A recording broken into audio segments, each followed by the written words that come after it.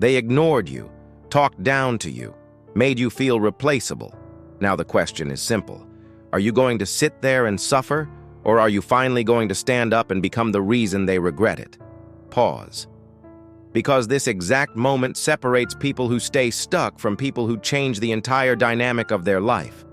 Most people choose the first option without realizing it. They sit, they replay conversations, they ask themselves why they weren't enough, and they call that healing. But nothing actually changes there. What changes everything is movement. Not loud movement, not dramatic movement, but controlled, intentional action. People don't regret losing you because you were hurt. They regret losing you when they realize they lost access to someone who didn't stay broken. This video is not here to comfort you. It's here to shift you. 1. You stop trying to prove who you are. There was a time when you wanted to be seen correctly.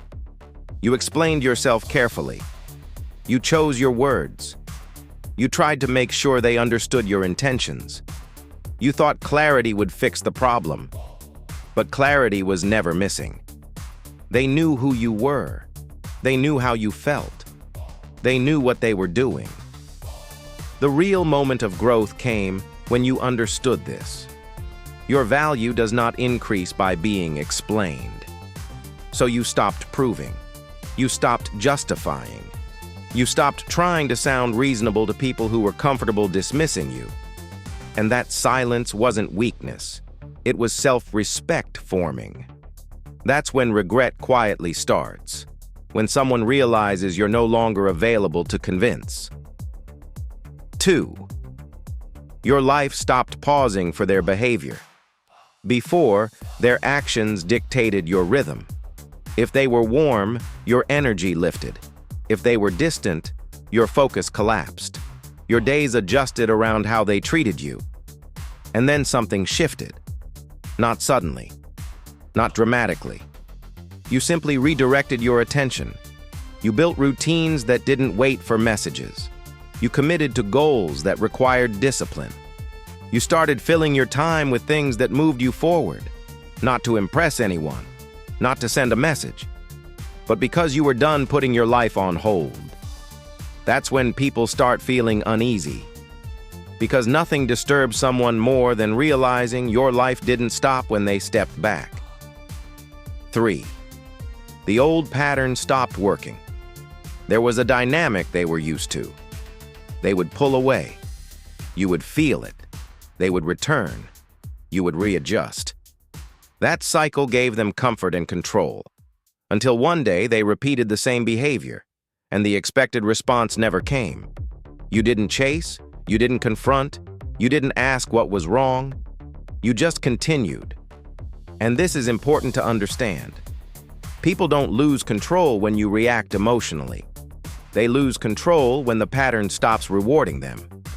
That's the moment uncertainty enters their mind. 4.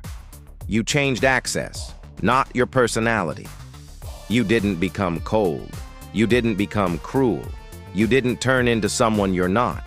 You simply became selective. Your time gained structure.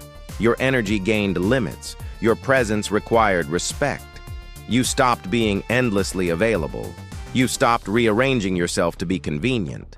And that shift is deeply uncomfortable for people who benefited from your openness. Because access feels permanent until it's gone. And people always regret losing access to someone valuable. 5. You outgrew the version of you they underestimated. They remember you as you were when they had leverage, more patient, more forgiving, more willing to stay. That version made them feel secure. But growth doesn't preserve comfort. Your voice became steadier. Your decisions became firmer. Your standards became visible. They noticed it in subtle ways. In how you spoke.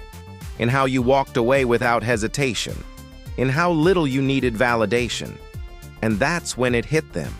They didn't misjudge your personality. They misjudged your potential. 6. You didn't return when they expected you to. At some point, they assumed time would soften you. That silence was temporary. That distance was a phase, that you'd come back once emotions settled. So they tested it. A message, a reaction, a reminder of shared history, and the door stayed closed, not out of anger, out of clarity.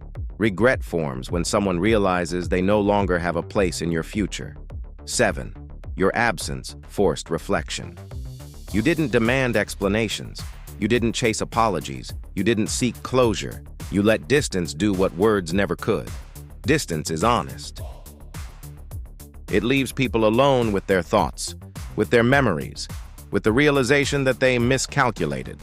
Absence doesn't negotiate. It doesn't argue.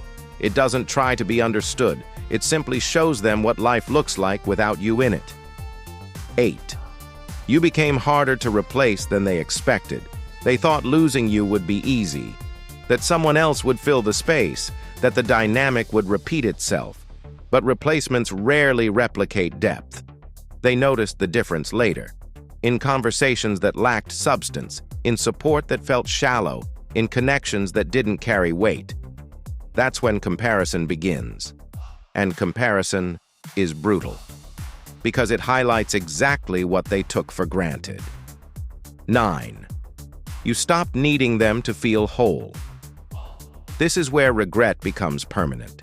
You no longer needed validation from them. You no longer measured your worth through their attention. You no longer wondered if you were enough. You knew. And people can feel that shift instantly. When someone no longer needs you to feel complete, your power over them disappears. And that loss of influence is what people regret the most. Final wake-up call. So understand this clearly. You don't make people regret losing you by suffering quietly. You make them regret it by standing up and moving forward, by choosing growth over rumination, by choosing structure over chaos, by choosing self-respect over familiarity. So decide, are you going to sit there replaying what they did to you? Or are you going to turn that moment into movement? Because regret is never requested, it's earned. And by the time they feel it, you'll already be gone. So understand this clearly. You don't make people regret losing you by suffering quietly. You make them regret it by standing up and moving forward, by choosing growth over rumination, by choosing structure over chaos, by choosing self-respect over familiarity. So decide, are you going to sit there replaying what they did to you? Or are you going to turn that moment into movement? Because regret is never requested. It's earned. And by the time they feel it, you'll already be gone. If you understand, welcome to the club. Now, rise or repeat. The choice is yours.